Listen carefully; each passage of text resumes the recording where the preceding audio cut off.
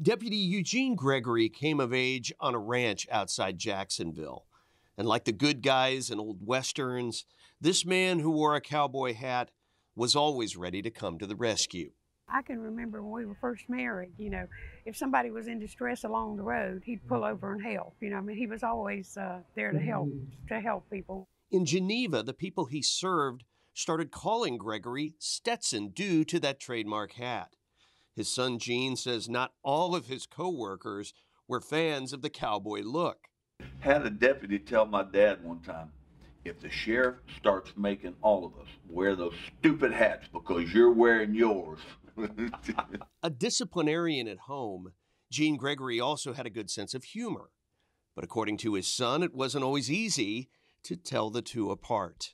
He had a dry wit, and it was sometimes hard to tell whether he was joking or whether he was not. And he would have to tell us, I'm not kidding. And we're like, oh, yes, sir. I was fortunate to marry a man who loved the Lord, loved his family, was an excellent husband and father, was a good example to his boys. On July 8, 1998, a call came into dispatch from Geneva of a dangerous, unstable man who had just pulled a gun on his landlord. The disturbance escalated. We got a neighbor right here. We have massive gunfire. Yes, sir. I think he's gone berserk. Gene Gregory took the call. Up in around 1943 hours.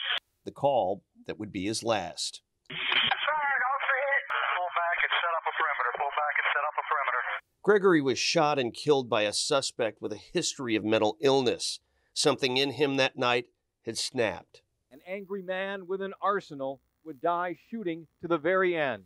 It was only after his death that Gene Gregory's family learned from citizens he served the full extent of the things he'd done, big and small, to make a positive impact on their lives. He wasn't trying to get attention. He didn't want the attaboys or the accolades. He didn't want the fuss. Gene Gregory's death was the beginning of a push led by his family to make it easier for law enforcement to involuntarily commit and get services for those with mental health issues who are showing the potential for violence. And I think that's the biggest thing, is to recognize it, and so people don't have to be ashamed of it. It's an illness, and that they are willing to reach out to get the help they need, and that now there is help. The inspiration to reform Florida's Baker Act came as a result of this tragedy and still remains on the books and the laws today. I think people are beginning to realize more and more if they can head it off before it becomes a serious problem. Much better to prevent it than to deal with the aftermath later on. Today, memorials like the Eugene Gregory Youth Academy are a living tribute to the good guy in the cowboy hat. Two of his sons chose a career in law enforcement. His son Gene became a pastor to minister to those still in harm's way. I'll see a deputy on the side of the road. I'll sometimes stop and ask if I can pray with them. Just letting them know we're here, we're praying, and we'll know we're all on the same team and we got their back. A son following his father's call to serve in spirit.